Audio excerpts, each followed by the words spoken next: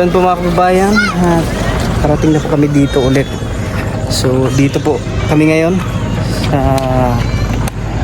doon po yung tinulugan namin nung nakaraan. So bali ito ay isa naman po itong sitio. Vlogger ka, sir. Dili, nag-video lang to. Yan. So bali isang sitio lang po ito. Kung nakikita niyo po yung may usok doon mga kababayan, doon sa baba, yun po yung tinulungan namin nung una. So ngayon ay dito naman po kami mag-stay. Yan.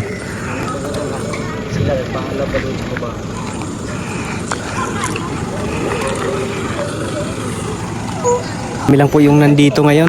Yan. Dahil sila Sir Paul ay dumiretso muna doon sa dato para magpaalam na dito na kami tutuloy. Ang dami pong mga equipment dito para sa kalsada sa daan na to. Yan. Meron tong manok doon, naku-trap.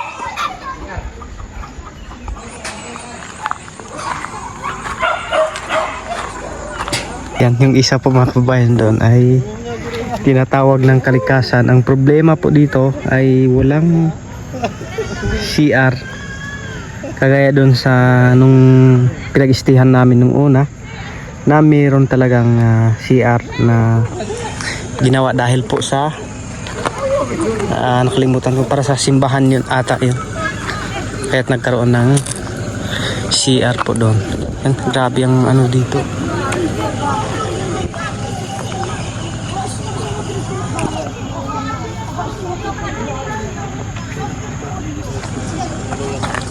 At iano muna namin yung karga po mga kababayan.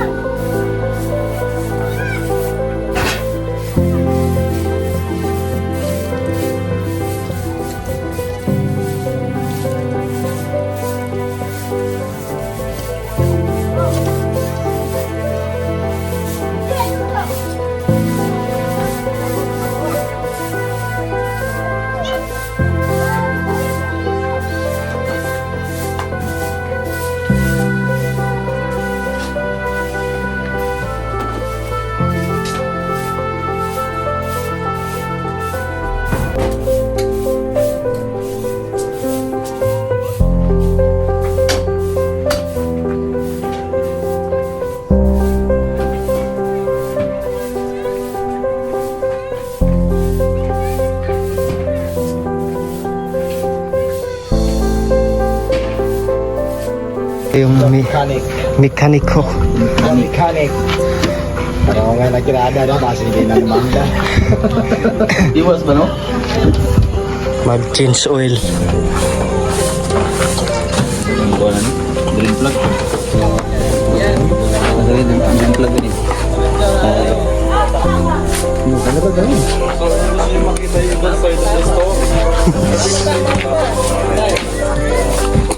Gulay na day.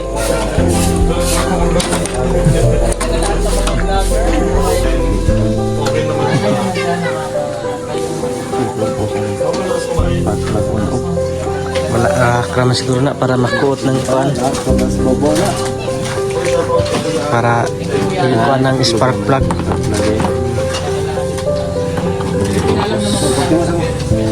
Balinta ni?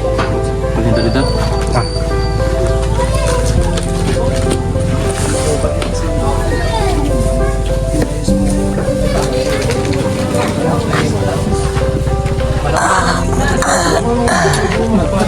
Sasakit na.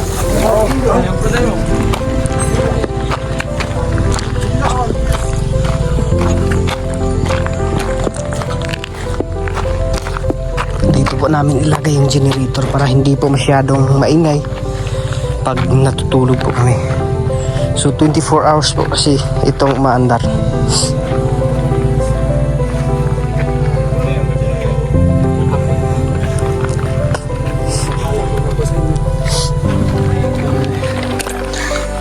Magpapaalasan ko? Wala, kakaumsa pa lang. Let's eat. Sweet. Mag-prepare tayo. Ha?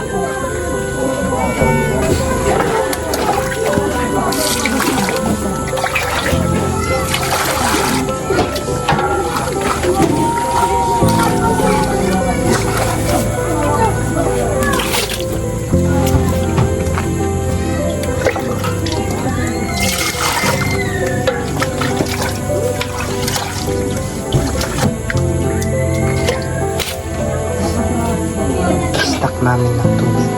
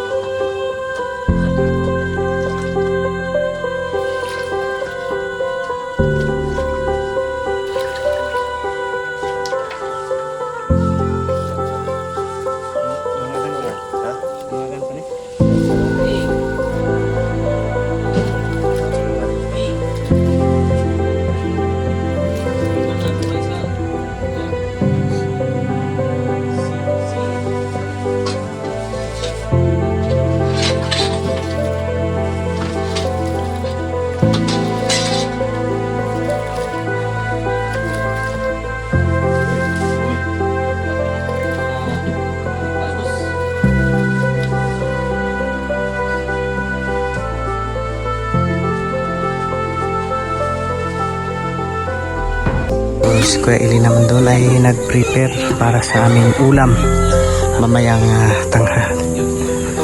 hapunan pala.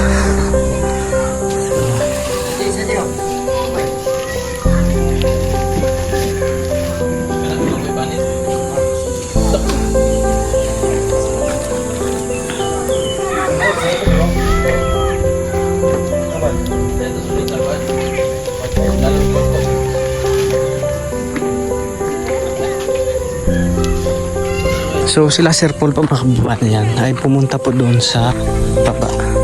Kaya pinuntahan po sila doon. So kami lang po muna yung naiwan dito at yun. Kanya-kanyang task naman po kami. Si Peking Mumbai po yung nandoon, si PB1J, Sir Paul at saka si PB Team Ralph. Yan. So dito po kami kumukuha ng tubig mga kababayan. So kapag tatanggalin lang po siguro yung dyan. Ganito din po yung view natin dito mga kababayan. Ipapakita ko po sa inyo para kahit paano ay nakikita nyo rin po yung paligid na nakikita namin sa pamagitan ng video na ito. Ay parang nakapunta na rin po kayo sa lugar na ito, no?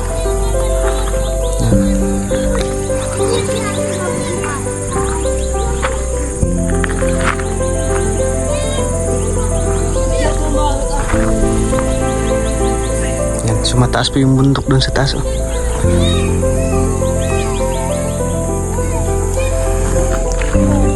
Saan man na? Wala na tayong tubig. Hindi tayo nakabayad. Pwede man siguro tong tanggalin muna. Hindi man pwede up and down tong kuhan kay bago pa mandigi. Pwede man siguro na nga.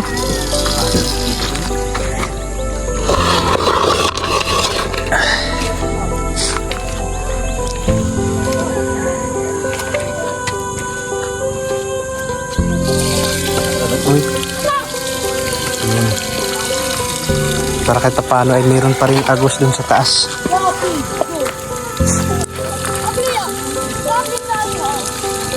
Ano yan, baka? Baka yan.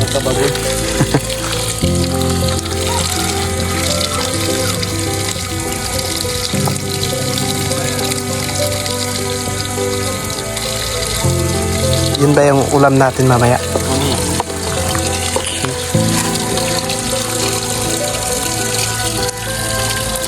So ito pala yung ulam namin mamaya mga kababayan. Rufis. Anong tawag? Buwan. Buwar.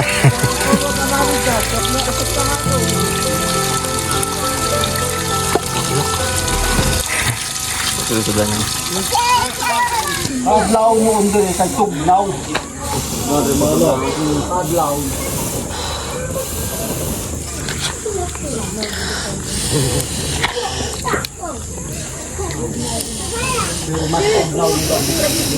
Bukid nun ang bugnaw.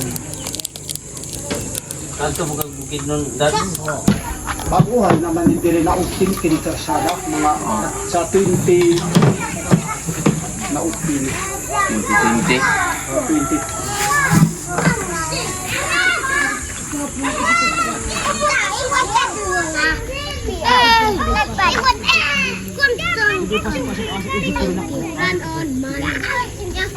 So ayan, luto na po yung kanin. Luto siguro ngayon o wala? Oh, luto. Luto yan. Perfect. Perfect. Perfect. Galing magsaing. Chamba.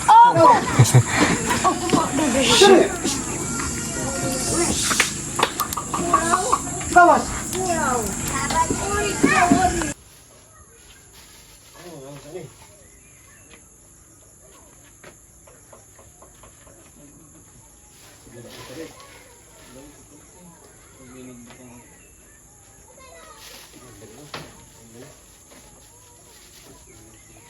kababayan at mag 6 PM na po ng hapon. So wala pa rin po sila Sir Paul. At yun. So yung kanin ay luto na po at yung ulam na lang po yung hindi pa po luto mga kababayan, pero malapit na pong maluto na si Kuya Eli po yung nagluluto no. At meron tong mga bahay dun sa taas mga kababayan.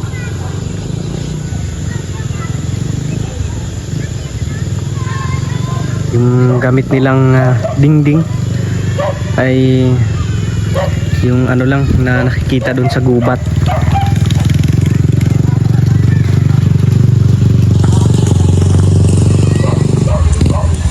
Pero meron naman pong ano dito, yung mga kahoy yung gamit nila na bahay, kagaya po nila dato doon. Saka meron na rin pong ano dito, yung piso wifi doon sa unahan.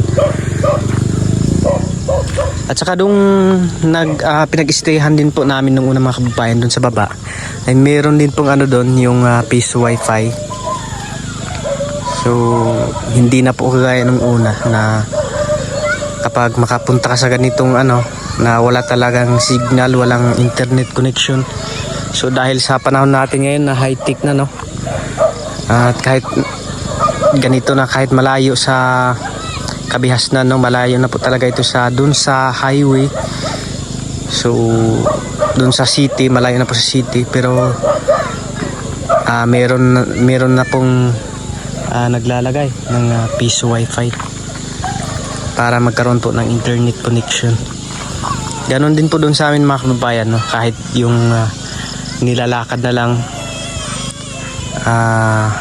kahit yung daanan na lang ng tao, yung sitio, so mayroong pumupunta doon na yung mga technician ba yun, o yung nag-i-install ng mga piso wifi. So doon sila pumupunta, tapos nilalagyan nila ng piso wifi para magkaroon ng internet connection. Kahit saan lugar ka na ngayon dito sa bundok, ay meron na pong ganun na maghuhulog ka lang ng 5 or 10 at magkakaroon ka na ng internet connection. At unang gabi namin ngayon dito, so mga 3 days daw po ulit kami dito. Ayan, makapag-set up na po kami ng duyan.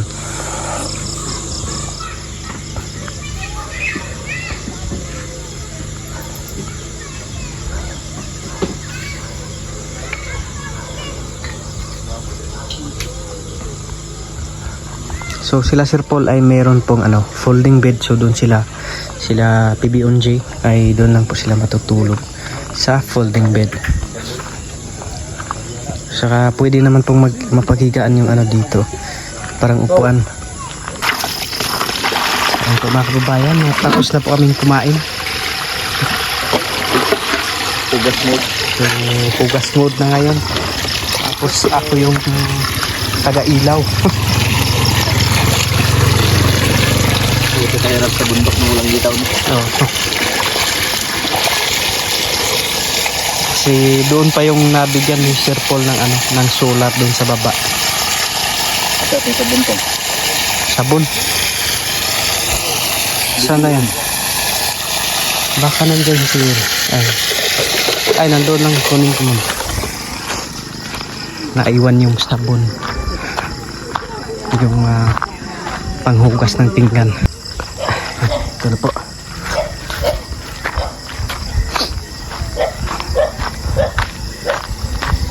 Wala di ka sa bundok na. Nanay ko andaan. Ito bundok.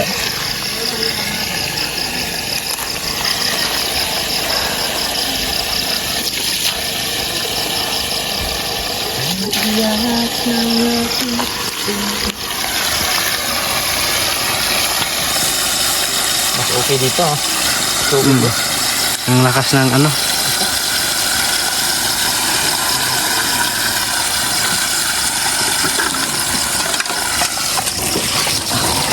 nilagyan pa talaga nila ng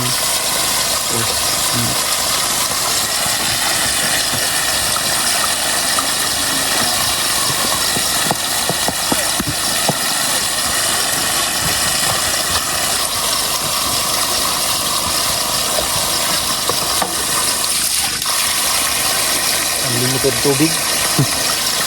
Ang bayad. Yun yung mas maganda dito sa bundok. Wala kang babayaran. Bayaran. Kasi pag haranan mo yan, nagyan ng kahoy. Puputok naman ang hose.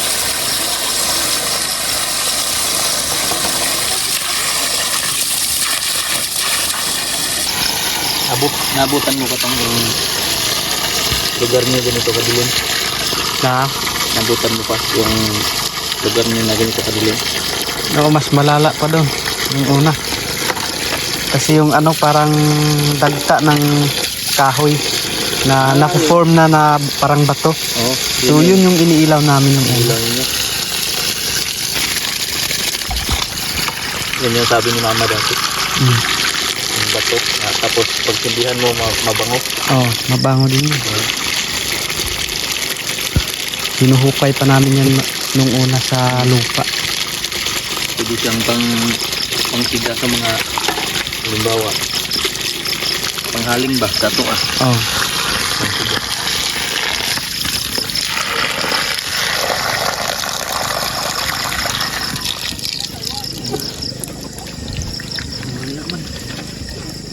Nawala yung tubig. Ang gamit. Ginamit kasi doon sa taas.